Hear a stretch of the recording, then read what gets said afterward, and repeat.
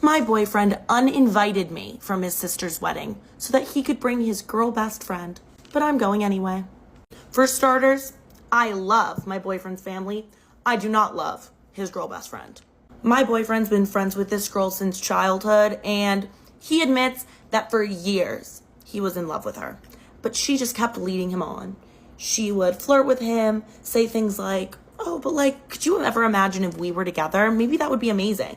Making marriage pacts, things like that. But then she would always get a boyfriend and friend zone him. And this cycle of flirting with him when she was single and acting like they were just friends when she had a boyfriend continued all the way into college until he met me.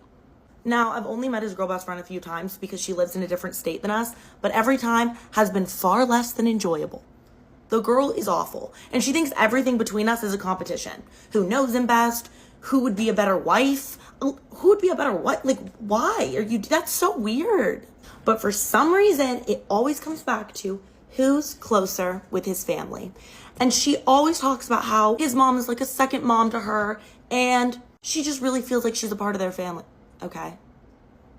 Cool flex. Like, don't know what to tell you about that one. About a week ago, my boyfriend's sister's wedding invitation came in the mail, and it was addressed to him, but included a +1. Obviously, that +1 was meant for me. Like, we've been dating for years. It was just assumed, or so I thought. Now, the first few days after getting the invitation, he was talking to me about plans, plane flights to go to the wedding, things like that. But after a few days, he stopped mentioning the wedding. And if I brought it up, he would change the subject. So 2 days ago, I get home and my boyfriend's in the bedroom on the phone on speaker with somebody. And I would know that nasally, whiny little voice anywhere. It was his girl best friend. And she was talking about what she should wear to the wedding, which I didn't think was weird. She always talks about how close she is to his family. So obviously she'd be invited, right? So I walk into the bedroom and say hi to his girl best friend on the phone. And he looks startled, which is weird because I've said hi to her on speaker before and he didn't seem to have a problem with it.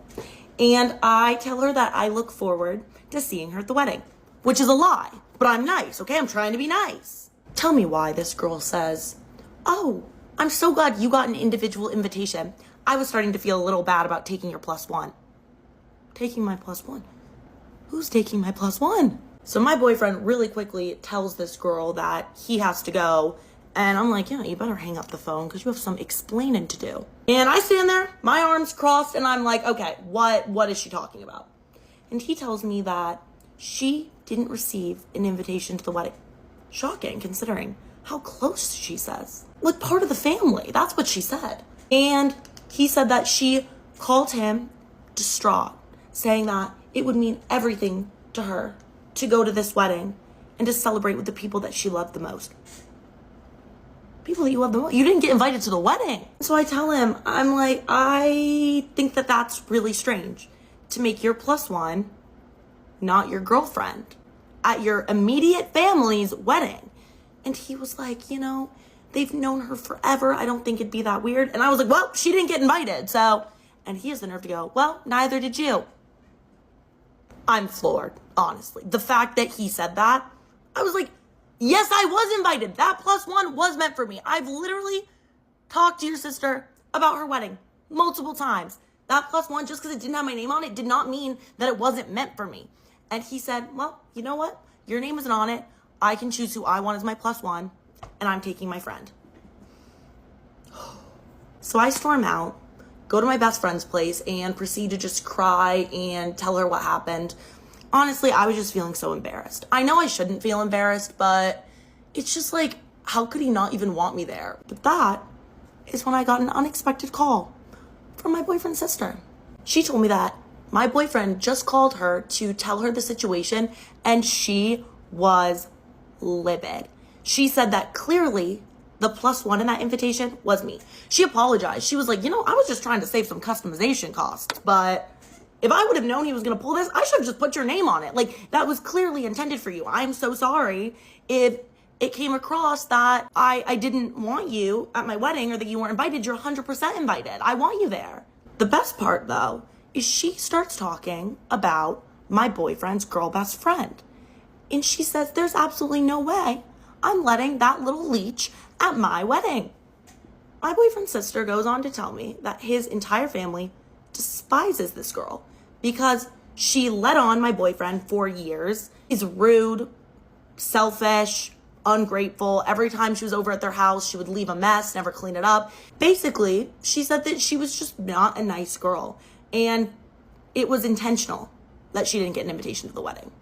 So even though his girl best friend was saying that, she was like family to that was a lie. They don't talk.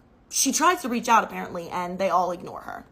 Then she tells me that she has revoked her brother's +1 and will be mailing me my individual invitation. She even told me that even if I make the decision to dump my boyfriend over this, she would still love to have me at the wedding because she feels like I've become part of the family at this point. I'm part of the family. Oh my, how the tables have turned. So I know for a fact that I'm going to be at that wedding. Now, will I be attending with my boyfriend or not? That's to be decided. Why is my husband lurking in the background of all my childhood photos if I just met him 3 years ago? Sometimes it feels like my life is an ever-revolving door of grief. I'm only in my late 20s, but it feels like I've lost everyone important to me to death, abandonment, rejection. For years, I was only able to feel two things: numb or extremely angry. I felt like I got dealt an unfair deck. The death that affected me the most was my mother's last year. It was sudden. There was no chance for me to say goodbye, and I felt lost ever since. My mother was all I had left, so when she died, any sense of family I had vanished with her. But even after my mom's passing, I did have one person left. That was my husband, Lucas. I never thought marriage would be in the cards for me. I never thought I'd fall in love. With my string of misfortune and bad luck, I just assumed I would be destined to a life of solitude. But he came into my life out of nowhere, and I fell madly in love with him. We got married 2 years ago, and for the first time in my life, I felt like the pieces were falling into place. I felt motivated, energized, like something I had been missing or searching for my entire life. I finally found it. Recently, I realized that maybe that missing piece was with me all along. Last week, I finally built up the strength to go and clear my mother's attic. I knew it was going to be filled with antiques and memories that were going to be hard, but I knew that it needed to be done. But I felt this feeling of warmth through my entire body when I stumbled across some childhood photo albums. I didn't even know I had photo albums of my childhood. As I was flipping through the photos, the feeling of nostalgia was overwhelming. I was surrounded by friends and family. My happy childhood memories that I had long forgotten about were coming back. I was about to call my husband up to the attic to show him when I noticed something strange. Lucas was in the background of the photo. It was a photo of me, my little sister, and my parents at the zoo. Past the metal bars and on the opposite end of the lion enclosure, there stood my husband, someone I did not know as a child. It was unmistakably Lucas. He had the same distinctive black hair, the same slim build, the same fair complexion, and he was wearing the very same red baseball cap that he wears all the time now. On his face was a small, knowing smile that seemed unbefitting of him, or any version of him I've ever known. I began to feel a pit form in my stomach, but I laughed it off. It's uncanny, but there's no way that it could actually be Lucas. We're the same age, so at the time the photo was taken at the zoo, he would have been a child too. The man in the photo wasn't a child. He looks like what Lucas looks like now. As I continued to flip through the photos, I felt a lump grow in my throat. There he was again. This time, it was in the background of a photo of my family's Christmas gathering at a restaurant when I was about 10 years old. Outside the window stood a solitary figure that looked identical to my 29-year-old husband. I told myself that once is nothing and twice is a coincidence, and I began tearing through the photo album, feeling like I was about to pass out. Lucas was in every photo, looking the exact same as he does in the present. The same man. Always lurking in the background of the photos, discreetly watching me, and always wearing that foul grin. I felt my heart pumping out of my chest. This was no longer an oddity. It was already concerning to see evidence of someone stalking your family, but somebody who hasn't aged in over 20 years.